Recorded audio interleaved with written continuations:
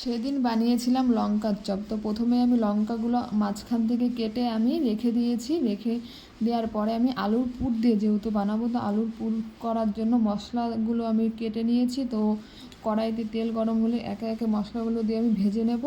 তো আলুর পুরটা তৈরি করতে হবে। তো এর মধ্যে আছে পেঁয়াজ, আদা, রসুন, টমেটো আর লঙ্কা, এগুলো দিয়ে সব কিছুকে ভালো করে ভেজে নেব। নেওয়ার পরে আলুটা যেহেতু সিদ্ধ করা হয়ে গেছে, তো আলুটা দিয়ে দেবো এর মধ্যে। এই যে মশলাগুলো ভাজা হয়ে গেছে, তো ভাজা হয়ে যাওয়ার পরে আমি আলুটা দিয়েছি। দেওয়ার পরে লবণ হলুদ দিয়ে ভালো করে আঠা আঠা করে নেব।